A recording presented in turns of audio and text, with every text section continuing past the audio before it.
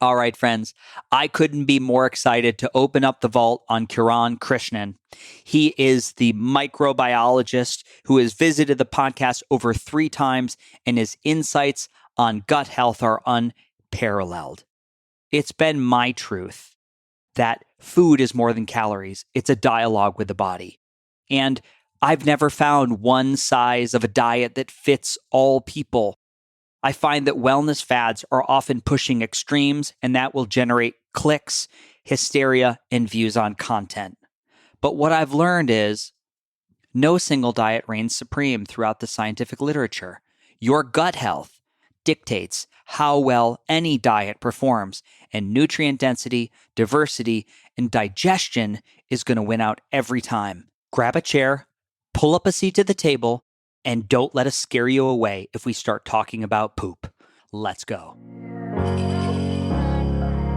Welcome to the Beautifully Broken podcast. I'm your host, Freddie Kimmel, and on this show we explore the survivor's journey, practitioners making a difference, and the therapeutic treatments and transformational technology that allow the body to heal itself.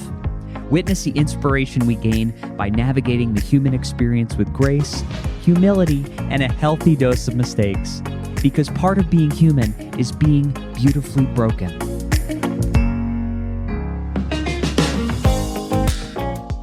Friends, I know we can all agree that modern life takes a toll from stress, poor soil quality, processed food, and way too much caffeine for most of us. It drains the minerals from the body that we desperately need to function.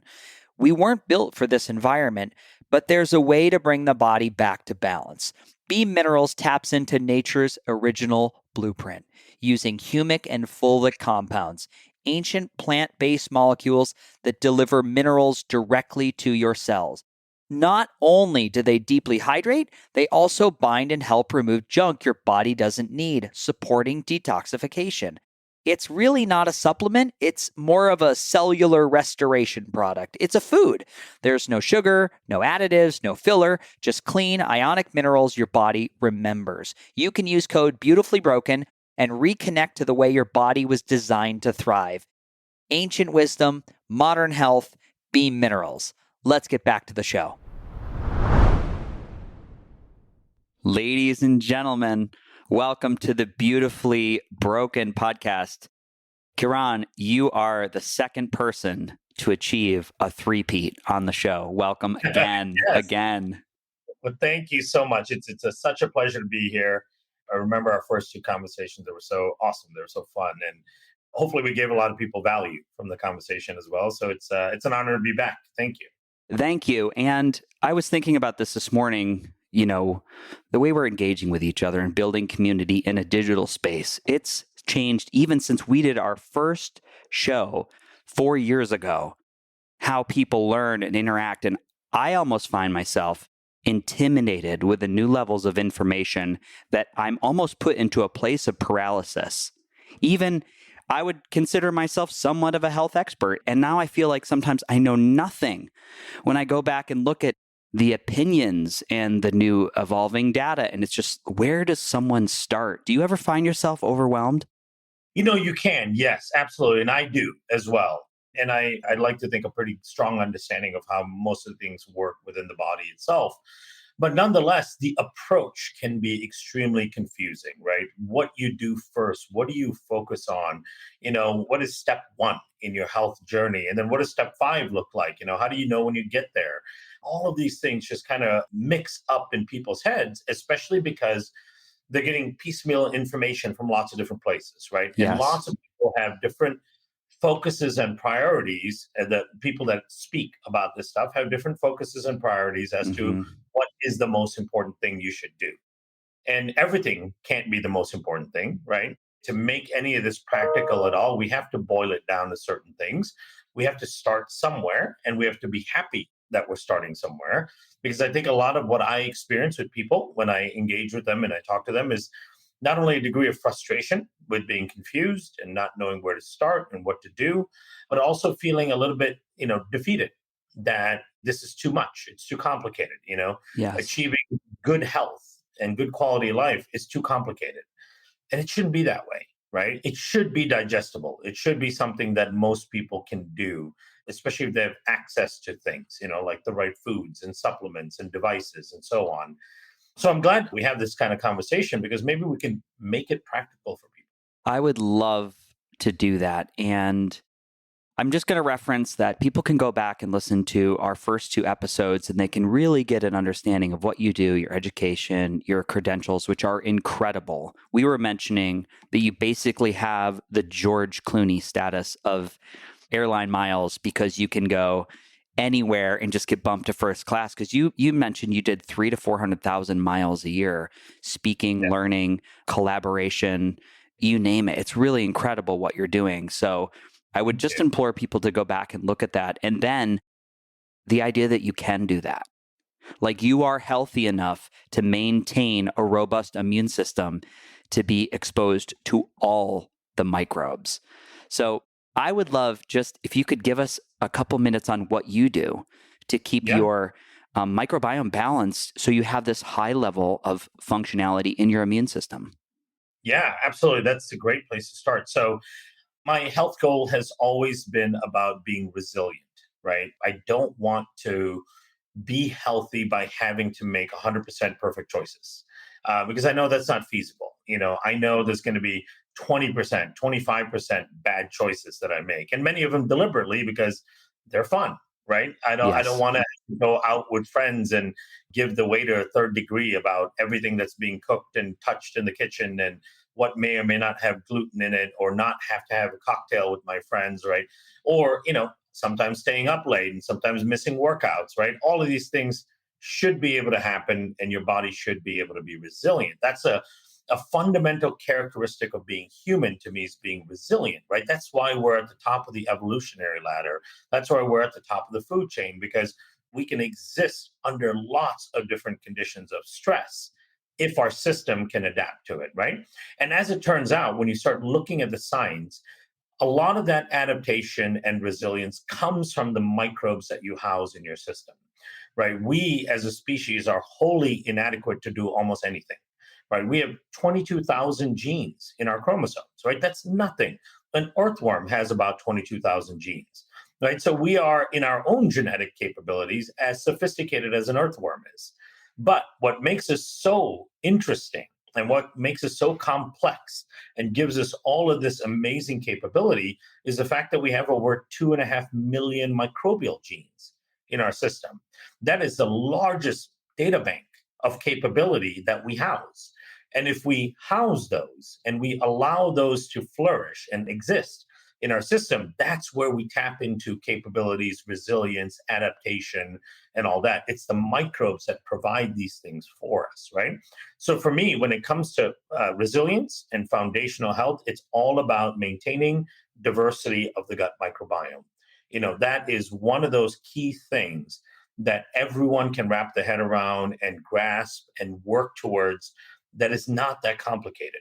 And if you have a healthy, diverse microbiome, and we can explain what a healthy microbiome means, but if you have a diverse microbiome to begin with, you will live longer, right? That's what this research shows. In fact, they can predict the biological age of individuals very closely, very accurately by looking at the diversity of their microbiome, right? So, and that's a key aspect of how centenarians in all these different geographical regions, how they live to 100 plus with very healthy outcomes. All of them have very diverse microbiomes. Now, they go about it differently, right? There are some commonalities, but their foods are different, right? What they drink is different. Their environments are different. If you look at Okinawa, Japan, that it's a very different diet, environment, and all that than the Costa Ricans that are centenarians, or even people in the North America that are centenarians.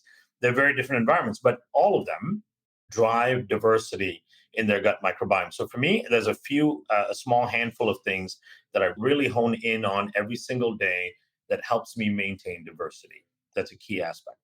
Great. And is there as far as like a probiotic supplementation, is there a stack that you carry with you and a frequency to which you introduce that into the gut?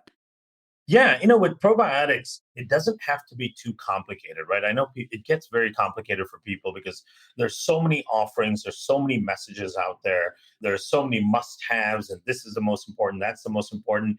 For me, when you look at a probiotic, I really want two things out of it. I want a probiotic that enhances diversity, right? And that has two components to it. Component number one is a probiotic that can combat some of the dysfunctional bacteria, because we know when you have an elevated pathobiome, which means that you have an elevated number of organisms that are opportunistically pathogenic, Mm-hmm. that tends to skew your body's ability to adapt to situations. I'll give you a strong example of that in a second. So I want a probiotic that facilitates diversity by competing against pathogenic and problematic organisms. And then I want one that also supports the growth of really important keystone species, right? So, if you will, a gut orchestrator. That's a really important foundational probiotic. Now, as it turns out, humans have been consuming this kind of probiotic for millennia, since the dawn of time, inadvertently through the environment, eating, getting exposed to dirt, eating things out of picking and foraging foods, drinking waters out of rivers and streams. There are lots of ubiquitous organisms in the environment that can actually facilitate some of that activity, right? So, activity number one, I wanted to maintain diversity. Activity number two, depending on what's going on in my life, I want a probiotic that can modulate inflammation, because a lot of chronic low grade inflammation starts in the gut, right? And that's either through leaky gut or other mechanisms that start in the gut. But at the end of the day, inflammation, for the most part, will start in the gut. You can have localized inflammation in certain parts of the body. You can get contact dermatitis on a part of your skin and have inflammation there. You can have localized inflammation from other sources, but the most dangerous kind of inflammation is the chronic low grade inflammation that people suffer from, which becomes the foundation of disease. So if you have a probiotic that can address that and can address diversity, that becomes foundational. Everything else is about diet, lifestyle, prebiotics, enzymes, all these other things that you can utilize to facilitate those basic functions. Yeah, beautiful. My friend Anahita just got a hold of a product from Microbiome Labs in which she was referencing it has a keystone strain Mhm. included, or a heritage strain. Can you remind me what the term was? Yeah, keystone species. Yep, that's right. Keystone. And she said, she was like, the directions on the package were to take one a day to start out for a while. And she was like, I'm great. I'm a functional medicine health coach. I could take two. She said, Freddie, I had this crazy cramping for like a couple days. And then 2 weeks down the road, she's like, all I've wanted to do is take pictures of my poop Yeah, because they're like mind blowing, perfect S curve into the toilet. yeah, And she's been really impressed with the results. And she is self-proclaimed. She was like, I go well normally. I wouldn't have yeah. said that was a problem until I noticed the change in frequency and the shape of her bowel movements. Yeah. And that makes all the difference, right? We ignore that quite a bit. We don't look often enough into the toilet as a indicator that something is going wrong in the digestive tract. Now, your digestive tract is incredibly resilient to begin with, even if you start off with an unhealthy microbiome. Just think about, shows that exist, like what is it called? My 800-pound life or 500-pound life, right? You think about humans Yeah. that have stretched their system to the point that they are 6, 7, 800 pounds and they're still alive, right? It speaks to the resilience of the system to begin with. Now, imagine you don't create those stressors, you don't stretch the system that far, but yet instead you continue to support some of the key fundamentals of the system. It'll work for you beautifully for a very long time, right? Those kind of examples to me are really critical because it tells you how resilient the system can be even under that kind of stressful condition. So, but you have to take these little clues, right? You have to look in the toilet. You have to look at when you eat something, does that create some sort of disturbance in your gut all the time? And then you go, well, I just can't eat that thing, right? Well, that may not be the answer, right? Or I get 5 or 6 sinus infections a year. I've always had that, Mm-hmm. or I just have allergies. I can't touch these 7 things. These things that we kind of just blow off. They're all signs and signals that the system is not functioning the way it should. And there's some basic things you should do in order to start adjusting that. Yeah. I go back to the idea that there was usually a time in someone's story when they could do those things, Yeah, which was exactly. always like when I would go into a gastroenterologist or an immunologist and they would tell me, well, these things are all problematic. I was like, but 2 months ago they weren't. It was totally fine. And all of a sudden, what happened? They're like, well, that's not today. So we're just gonna take these things out. They'll forever be out. They're gonna be trigger foods. They're gonna make you sick and old and tired, and they're gonna make your joints hurt. And so that was something that there was just a low level of awareness, or there was no desire to explore what happened in the Yeah. terrain to make that shift. Kiran, the label on the package, it was MegaGenesis. Yes, I love that product. MegaGenesis, which she said it had industrial spores from the non-industrialized world that supports a primal gut mechanism. So what would be unique in that strain? Yeah, so to clarify, that one's actually not a spore. It's a lactobacilli, actually. So we're a microbiome company in general, right? So which means that we have a few components to our charter that's really, really important. Number one is, of course, making discoveries around the function of the microbiome, right? So to understand the system better and to elevate the overall science. So this is why we do a lot of the studies that we do, is we're trying to understand how modulating certain things impacts process, disease process, health process, and so on. The other thing is, of course, then developing tools that you can use to modulate the microbiome and for health benefit.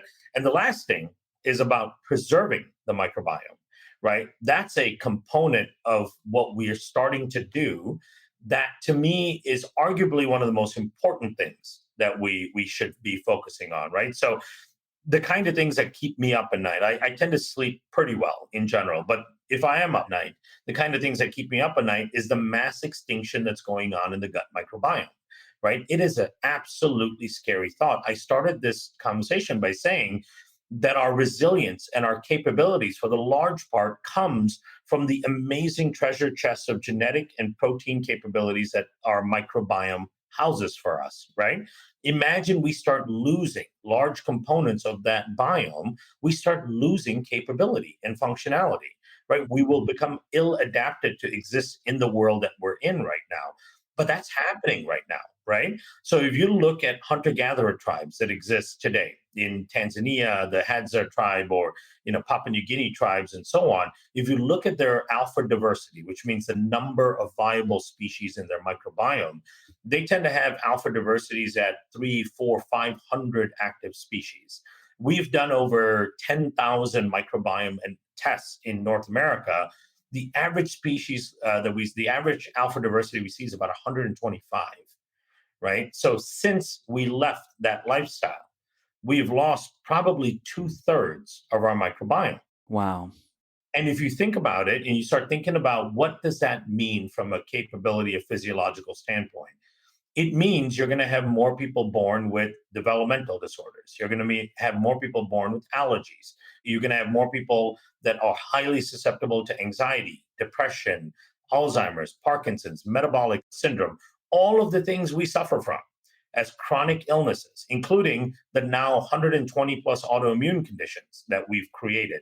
Right. And I say we created because about 50 years ago, there was maybe 20 known autoimmune conditions. Now we have over 100, right? We've created new diseases for us to deal with. All of these things, if you look at the research and you look at the pathologies, they can all be traced back to a dysfunctional microbiome. So as we lose these microbes and we don't pass on healthy sets of microbes to our kids and their generations subsequent to that are going to be born with more and more dysfunctions. The analogy I give so people can wrap their head around it, because it's a little nuanced. It's hard to think about this, right? It's almost like, what if I were to tell you that our actions today, our choices today, would lead to our kids being born without a spleen, right? And then their kids being born without a spleen and maybe just one kidney, right? Think about the disadvantage they have from day one. But we're already seeing that, right? Every generation, we have higher numbers of autism, we have higher numbers of developmental disorders, higher numbers of allergies and asthma. All of these things are microbiome related. So this is my long way of answering your question about the MegaGenesis, right? So the MegaGenesis, the way this came about is we work a lot with some of the top researchers in the world, right? Partnerships with researchers and research institutes are critically important because it takes companies like us to take what they're doing in that academic world and pull it forward into the real world and actually make it accessible to people through education, products, and so on. So there's a wonderful microbiologist. His name is Jens Walter. He's a researcher and a professor at University College Cork and the APC. APC is in Cork, Ireland, which is one of the largest microbiome research institutes in the world. He's been doing a lot of work with the Papua New Guinea tribes. These are the hunter-gatherer tribes that still live more a hunter-gatherer life than a modern life. He's been sequencing their microbiome for years and trying to understand what does their diversity look like. And his particular focus has been, what are strains that are highly prevalent in that population that are completely absent from us, from the modern population, right? When you look at the phylogenetic tree, what you can tell, because you can do this through a genetic analysis, that we likely had that strain, but through years of industrialized living and all that, we've lost it, right? So it becomes one key example of a victim of extinction. And so what he's done is he's found that strain. It's a form of ruderi that is basically absent 100% in the Western world. And he's cultured it and characterized it. And we started working with him on developing the strain, on figuring out what it does, and then trying to reintroduce it into the US population, right? Because it seems to be incredibly important for functionality among our hunter-gatherer ancestors, but we don't have it at all. And then when you add it in, you start to see some massive changes in your gut microbiome. So that's the first example of lots of different strains that we're going to discover, characterize, study, and develop that we've lost over the course of industrialization that we want to bring back into our gut population, right? That's the most important thing we can do, is house and harbor and safeguard this amazing population of microbes that we have to pass down to the next generation.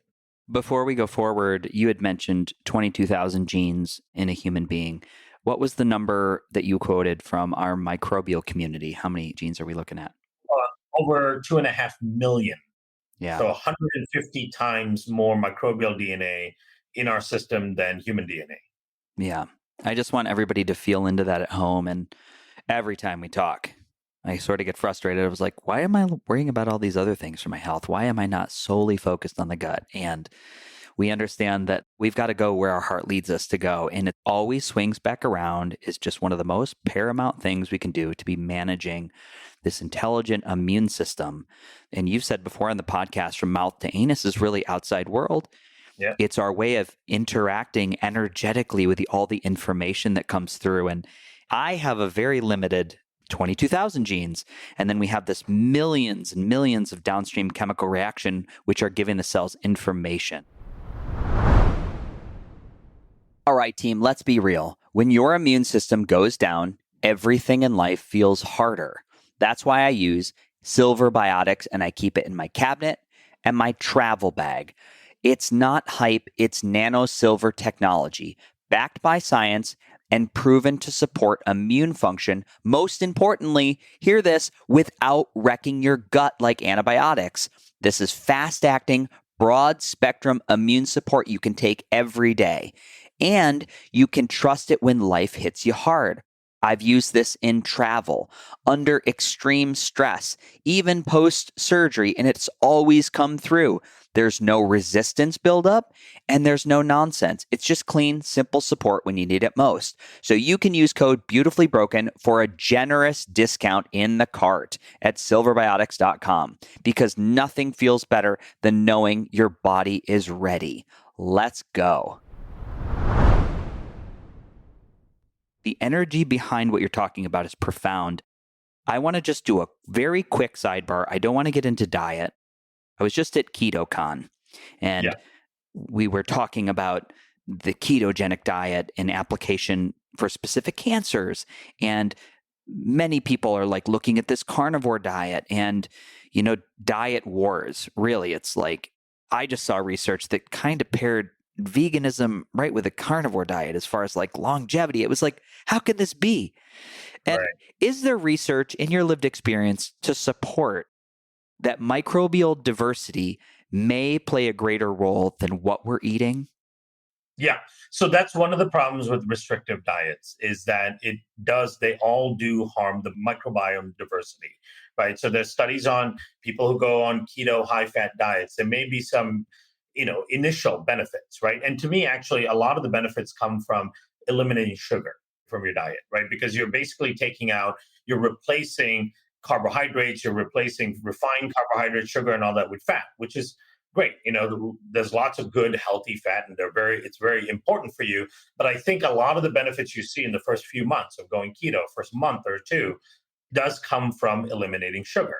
But it's not sustainable because the studies also show that within 8 weeks of doing full, very high fat, keto like diet, the diversity of the microbiome starts to drop quite significantly, especially bifidobacteria, fecalum bacteria, Akkermansia, all of these really important species that are considered to be keystone species. All of these organisms are inversely related to chronic disease, right? Meaning the higher levels of those you have, the lower risk you have of chronic disease. So we become obsessed with this idea that, oh my God, he went keto, she went keto, they lost weight, right? And they look better and they feel better. Great. But there's many ways of doing that, right? I remember in college at one point, I went on something called a cabbage soup diet, right? I lost weight, but it doesn't mean that the cabbage soup diet is good for you, right? So people get very militant about their diet position, and I get it. It's a camp, becomes a camp. It's my team versus your team thing. But the most well-studied diets in the world, we're talking about diets that have not only double-blind, placebo-controlled, randomized type of studies, and the ones you can do with diet, right? But they have longitudinal studies, which is the really important one, right? They have prospective longitudinal studies where you follow people over decades and compare them to people of other diets, are things like the Mediterranean diet, right? And the Mediterranean diet is a diverse diet, right? You've got really good fats, you've got really lean proteins, you've got lots of fiber and carbohydrates, lots of polyphenols, right? Olive oil and red wine and all of these good things. Those are the components of a healthy diet because, in part, they also feed diversity in the gut microbiome. So I always tell people, if you're determined to go keto or carnivore or vegan or whatever it is that your mind is set on for a period of time, don't do it for much more than 2 or 3 months because there'll be diminishing return down the road, right? We have to just go back to how we were built. We were built to be omnivores. We were built to eat lots of things. And our ancestors did not have the luxury of going, I'm just going to be keto for the next few months, right? Our system is designed to eat lots of things, be able to digest lots of things, be able to assimilate lots of diverse nutrients. Yeah. I'm always jealous of those people who can just walk into a restaurant and have like no digestive effect. They're just like can eat anything and they just have these incredible. My brother, he can like crush a pizza and hot dogs and beers and then like be fine. I was like, I would be in the hospital. And it just goes to show. I remember actually, you know what? It's funny. I called my mom and I asked my mom for poop.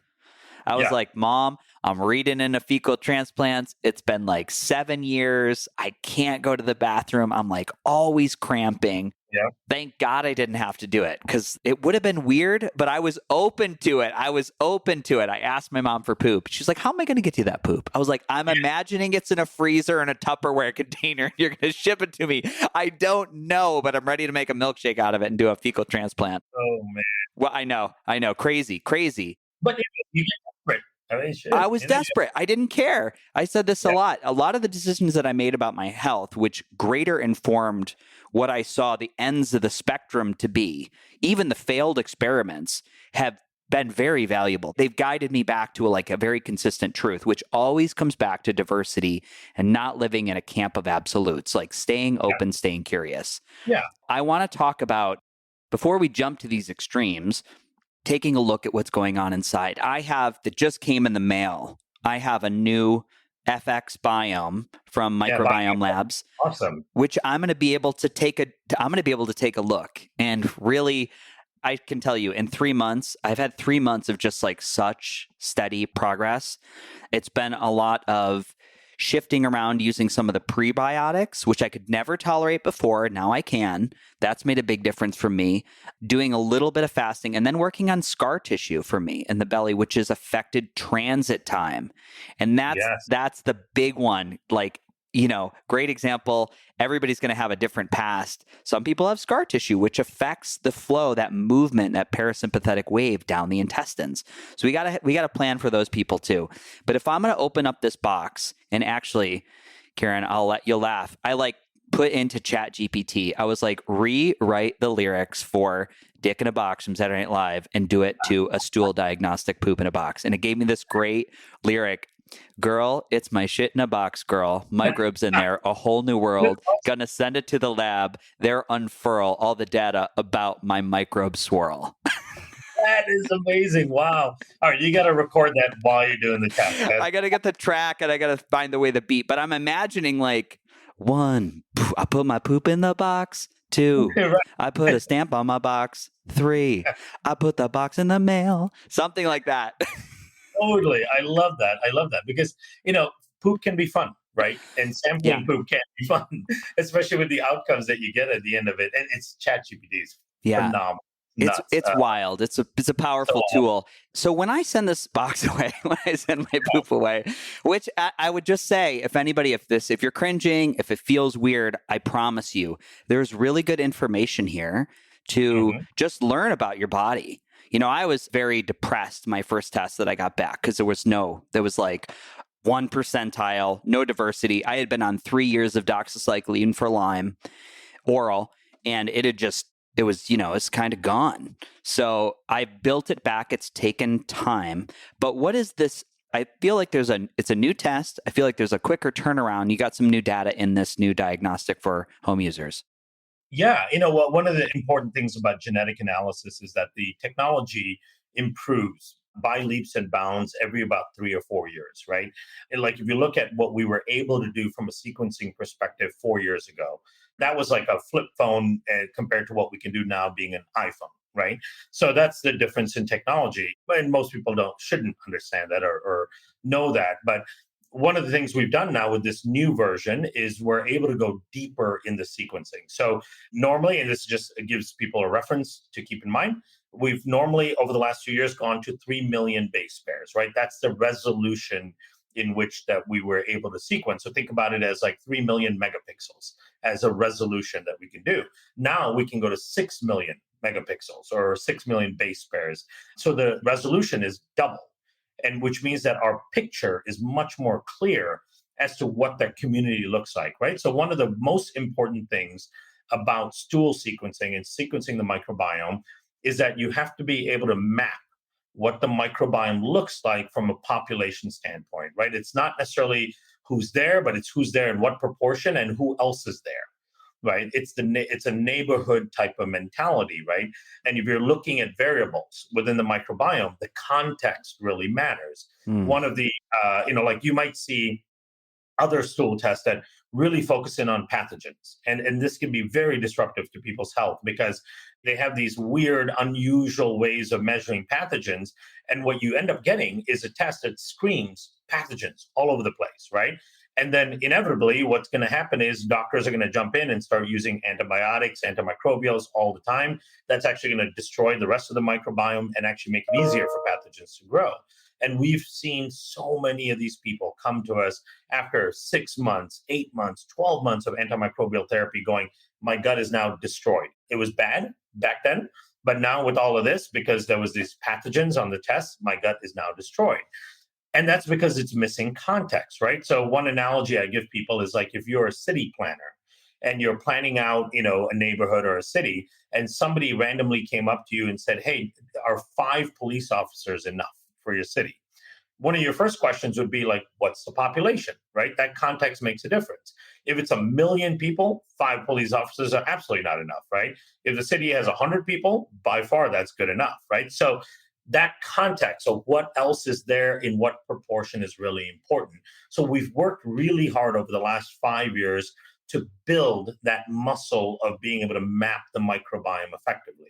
So that's the first part. It's high resolution, highly accurate in terms of determining what species and subspecies are there, mapping out the entire context so you know in relation to all the different microbes what the levels are. And then the last thing is focusing in on functionality, right? It doesn't matter if we tell you this vector is there, that vector is there, that vector is there. It doesn't mean anything.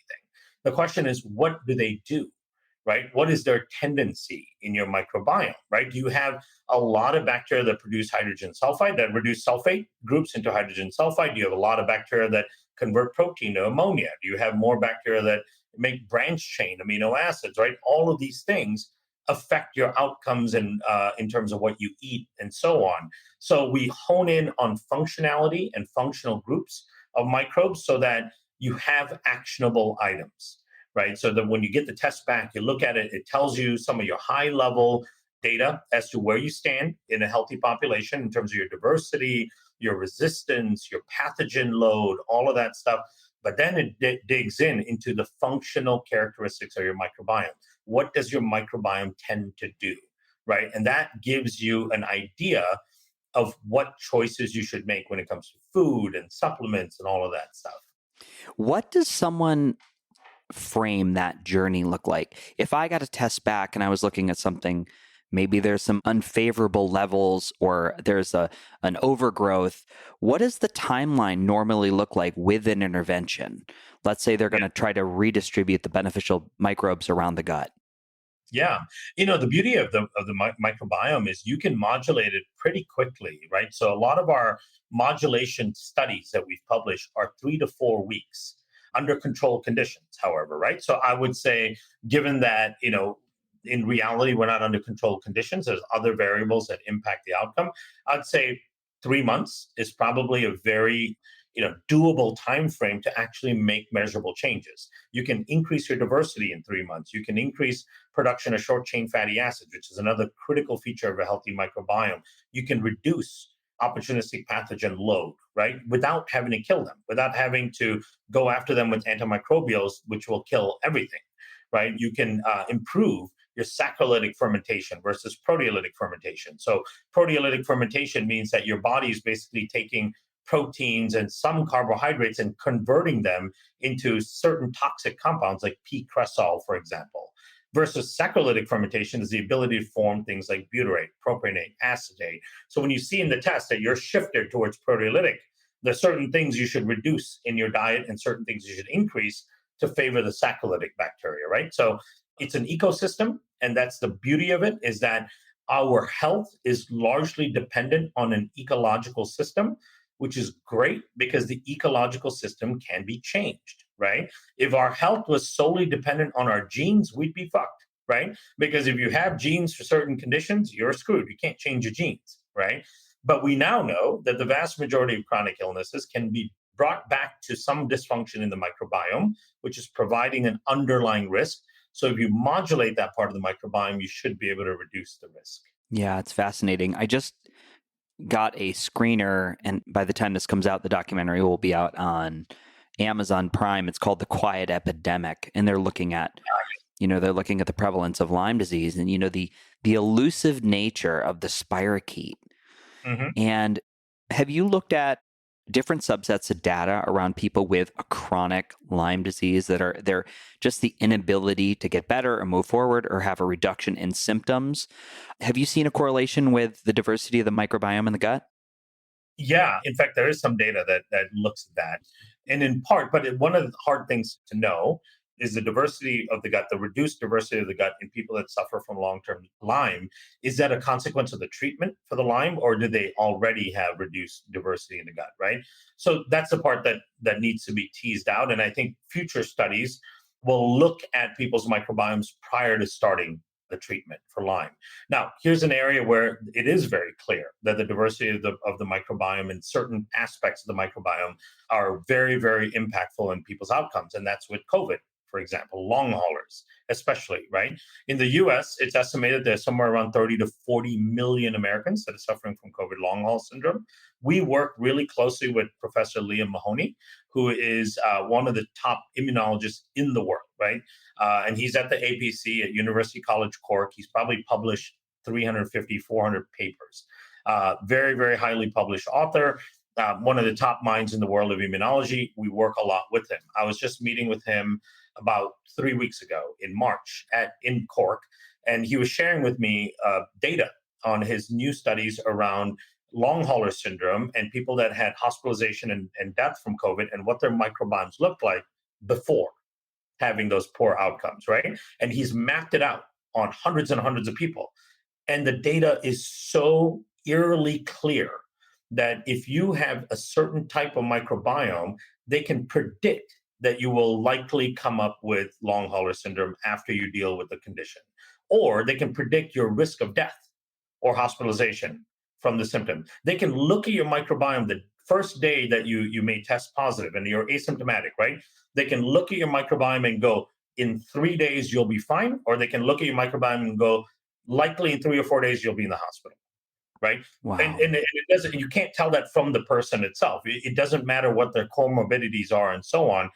They can look at the microbiome and fingerprint it. And what he's shown very clearly is that people who have low alpha diversity, right, below a certain number, and a high level of pathobionts, these are microbes that induce a lot of inflammatory response. These individuals are very at high risk for long hauler syndrome, hospitalization, and death. And someone who could be 25 years older than an individual with that pathobiome, if they have a diverse microbiome, they will fare much better when it comes to this condition, right? So, but this is true for almost every kind of stressor on the body, right? This is part of what I was talking about with resilience earlier, right? It doesn't matter what the stressor. It doesn't matter if it's the new pandemic that's starting, or it's poor food quality, it's poor air quality, it's toxins in your water, it's stress. It doesn't matter what the input is. If the input causes stress and inflammation on your body, if your microbiome is dysfunctional, your risk of having that input create significant problems is way higher, right? And we're not talking about double, triple. We're talking about tenfold higher, right? So if you look at the data on COVID, for example, if you took two people who were 50 years old, right, and everything else was same about them except one was pre-diabetic or diabetic, which means that they have a certain type of microbiome. Now, the reason they're diabetic is because of a certain fingerprint on the microbiome, right? And this has been clear. Diabetes, type 2 diabetes especially, is not just a disease of poor lifestyle choices, right? It's the poor lifestyle choices that actually diminish aspects of the microbiome, and that lays the foundation for why you develop diabetes, right? It's not just hyperinsulinemia over and over again, and then your pancreas just goes, I can't work anymore, right? There's actually an aspect of the microbiome that drives it. And this has been published by the American Diabetic Association. And these institutes are usually decades behind on frontier research, but they've figured this out, right? So you take that individual who has diabetes, and then same age individual, everything else same about them, same body weight and all that, but no diabetes. The individual with diabetes is 10 times more likely to die from the condition than the same age person with no diabetes, right? And that is a factor of the microbiome. And that shows you right there how resilience through a healthy microbiome makes all the difference, right? Because we cannot stop negative inputs. We're going to have it in our lives, right? We can't live perfect lives. We can't live in a perfect location. You were just talking about before we came on, before we started recording, the filtration of the air. And you just look at what's in the air, right?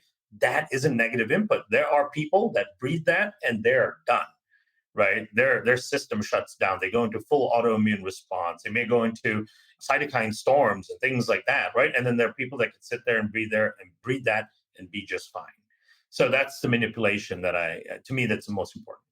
I think it's very empowering to frame it that way, because it's easy to look at the world as a field of landmines. Mm-hmm. When you start to experience life that way, whether it's diet or air quality or trauma. And it really all comes down to our way of, you've said there's a way to build strength, resiliency, and through this diversity, but it's really in the interrelation. And isn't that, it's sort of the magic in life. It's like you could be the most spiritually wise sage by yourself with your journal in meditation, but the second you have to interrelate or work with another human being, and you just keep finding, why is this hard for me? We have to do that in practice. So I'd love to pivot and just talk about some things we can incorporate into practice to help build the diversity in the microbiome that are lifestyle choices that maybe you see as your top 2 or 3 things. Yeah. So for me, and I think one of the most important things I do and have done over the last 6-7 years is fasting, intermittent fasting, right? Intermittent fasting, I do a 14 to 16 hour a day fast, 6-7 days a week. It's so easy now. It was a little bit hard in the very beginning where I might have had to start with 12 hours, right? And then after a week, push it to 13, then push it to 14. Now I don't even think about it. In fact, I have to remind myself around like 2 p.m. to go, oh, well, I haven't eaten yet. I got to go eat, right? But a lot of high functioning things I do in the morning, interviews and research work and all that stuff, I do that all fasted.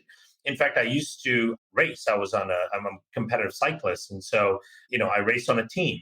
And I was the only guy on the team that did all my racing, all my training completely fasted, right? So I'd get out there at, 7 o'clock in the morning. I'm now 10 hours into a fast and we're riding competitively for the next 5, 6 hours. Everyone else is popping gels and bars and all that stuff nonstop. I'm just drinking water with some electrolytes, and I'm perfectly fine. And so to me, that is one of the most important things because there are components of your microbiome, right, that only flourish during a period of fasting. So if you think of your microbiome as multiple layers, it's not designed as layers, but it's just to visualize, it's easier for people to understand. So the primary layer are microbes that are what we call primary digesters or fermenters, right? So they take the big macromolecules that come into your gut through diet, which will take 6, 7 hours to get over there to your colon. They take those big components, the big fiber components, the remaining proteins, the fats, and they start metabolizing and breaking those down.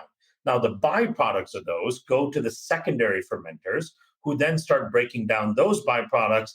They produce side products as a result of that, and then they send that down to the tertiary metabolizers. And then those metabolizers start working on those other byproducts. So you've got this like staged fermentation that occurs in the gut. The thing is, if you think about it, by the time that the third layer gets to start eating and fermenting and growing and proliferating, it's a good 10, 12 hours after you last ate, right? So then if you're eating again, what happens is it stops that third layer from start doing what they do because it reactivates the first layer. They're just hanging out dormant. They're happy. They've already done their fermentation. But boom, here comes more food. They have to get active again and start proliferating and fermenting and so on, right? So in order for you to actually have increased diversity, a period of not eating allows all of the microbes in your system to eat, right? If you eat too frequently, you stop the process of fermentation and digestion somewhere midway, right? So fasting becomes really critically important that way. It actually helps the microbiome. The other thing that helps diversity in the microbiome, and that's counterintuitive. A lot of people think, whoa, don't eat and it helps the diversity. Yes, there needs to be a period during the day where you don't eat.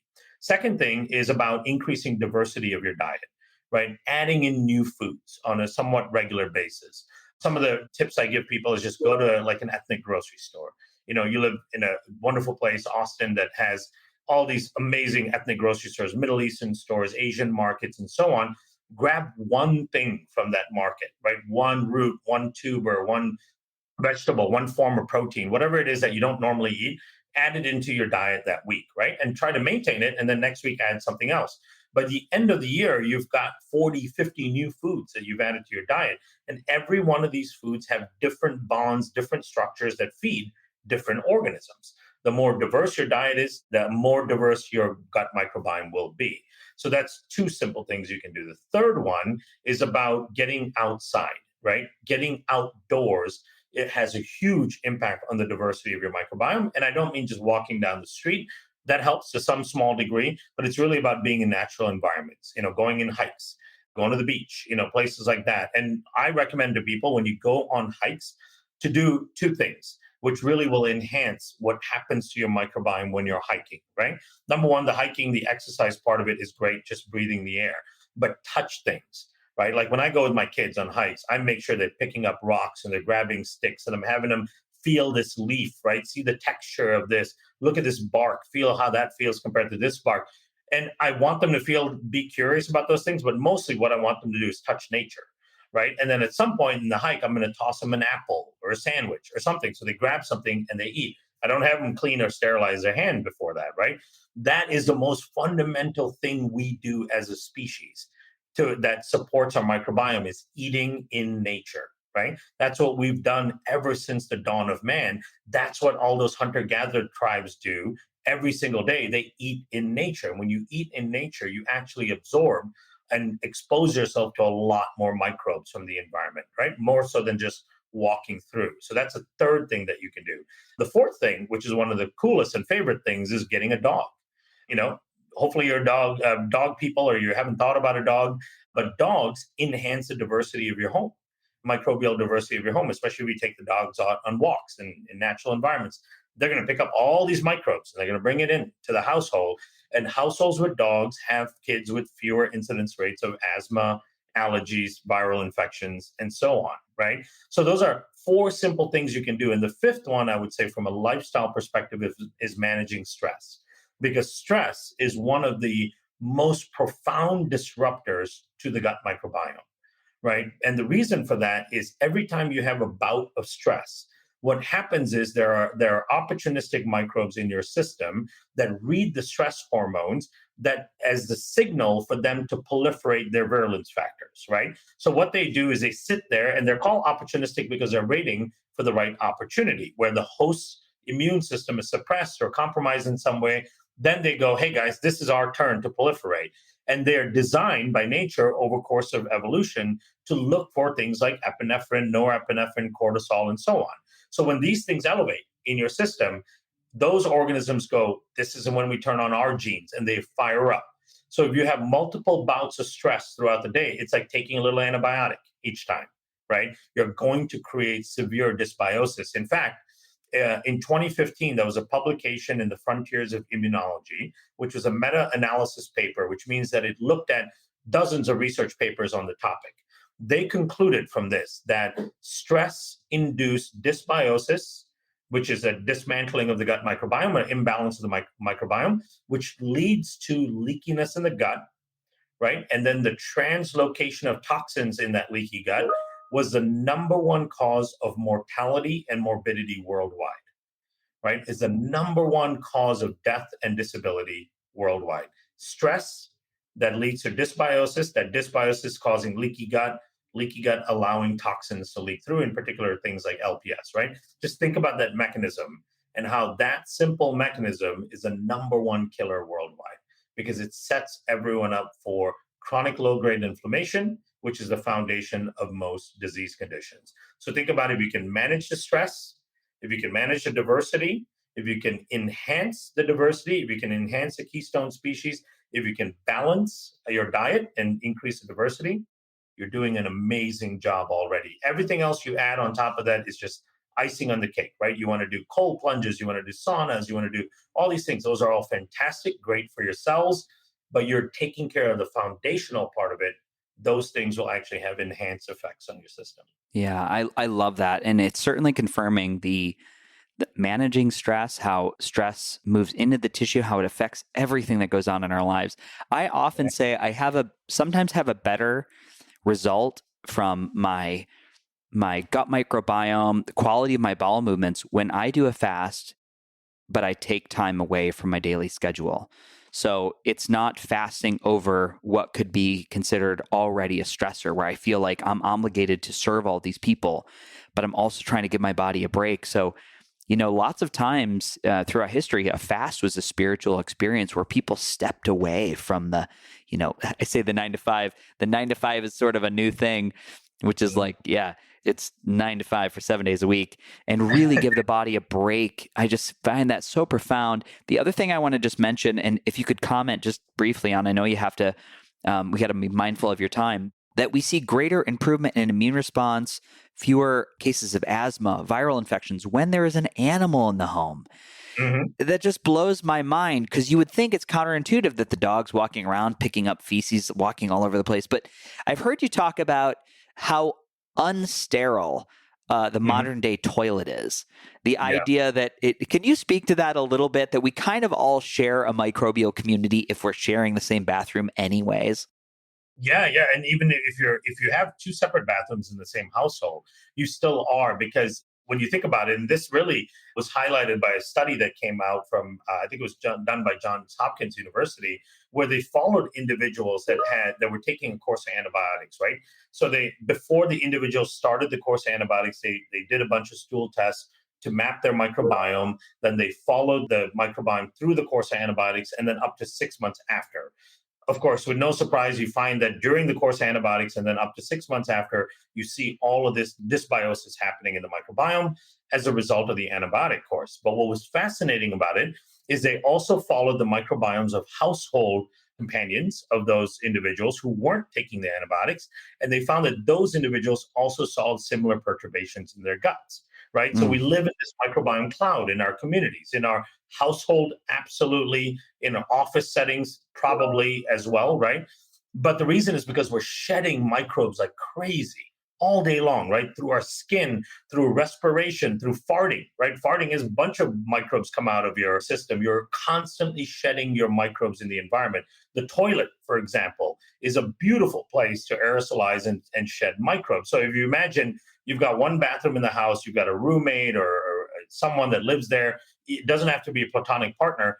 They defecate in that toilet. That's going to solubilize a lot of bacteria on the surface of the water. The moment they flush and that thing swirls, you're going to get an aerosol of microbes into the air. That's going to get sucked into the air vent system and blown out into other rooms. One room where your toothbrush may be sitting there, right? Or a fruit sitting on the counter, or something you set out on the counter, some food. That poop bacteria is going to settle in on that food, or those things that are going to go into your mouth. So we are sharing microbes, whether we like it or not. So it becomes really important that the biome of the household is healthy, because a negative biome in the household can absolutely influence the rest of the people, right? So it becomes part of your job. If you're the health person in the household and you're trying to improve your outcomes, you've got 2-3 other people in the house that don't care, and they're just making poor decisions all the time and shedding bad microbes into their environment. It becomes important for you to wrangle that environment and make sure everyone is paying attention to diversity and a healthy microbiome. Yeah, it is a family affair. Mm-hmm. We're going to leave it at that. Kiran, I'm going to let you go. I so appreciate your insight. It's so valuable. I'm fired up. I'm going to take this stool test and I'm going to do some work. I'll talk with your team, and then maybe we can do a follow-up in like 4 months. That'd be awesome. I would love to see what your stool test looks like now. That's so awesome. Yeah, I will candidly and with a little bit of trepidation, I will offer that to the audience, and we'll definitely do a Zoom, and we can do some screen sharing so we can walk through some of the results. That'd be awesome. It's just great information. The things I would love people just to really feel into is we're so outnumbered by the microbes in the system. They carry so much more information than we want to give credit for. We think it's about the body, how we interrelate to the world, both energetically and through the food that we take in is paramount. And it's a family affair. When you have a household, and many times I hear this from people, they are the caretaker of another person, and it's all about that person with a chronic illness, and they're not doing anything. It really is time to lean into like not only the dietary and the stress management techniques, but when we're going to work on the microbiome, do that as a unit in the family. I think we'll have better outcomes. I certainly see that across different spectrums, not just what Kiran is talking about, but across other modalities of healing. Everybody should be doing these things, and really we can make it fun that way. So I want to close this down.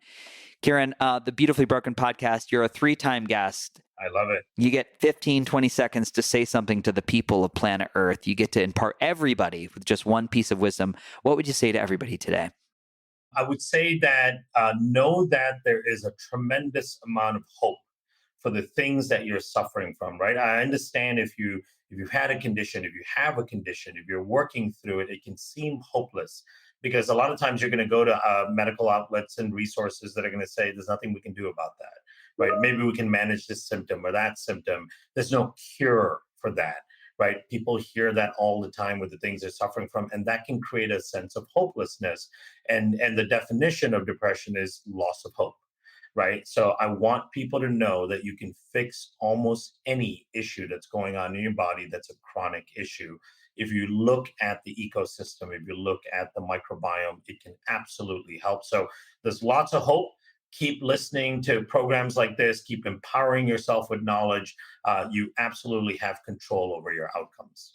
Ladies and gentlemen, Kiran Krishnan, thank you for being here, and thank you for being a guest on the Beautifully Broken podcast. Big love, everybody. Ladies and gentlemen, here we are with season 9 of the podcast. We're about to crest into year 6. Can you believe it? I'm so glad you're still here. And I just wanted to remind you, if you like the show, please head over to Apple or Spotify and give us a 5-star review. It really expands the listenership. Now, there's one big way you can continue to learn and deepen the relationship that we started in this very episode. You can go to beautifullybroken.world and you can check out our brand new website and store. Listed are all the technologies, the supplements, the self-quantification, the products, everything that I love, I personally use, and I've curated for this audience. Most of the items have a significant discount just by using the link or our code, Beautifully Broken, all one word, and they do support the podcast through affiliations. Now, if you want to see the faces of our guests and you want to watch me unbox products and see reviews, you can go over to YouTube at Beautifully Broken World. Now, this next message is from my vast team of internet lawyers. The information on this podcast is for education. By listening, you agree not to use the information found here as medical advice to treat, diagnose, or cure any medical condition in yourself or others. Always consult your guiding physician for actual medical issues you may be having.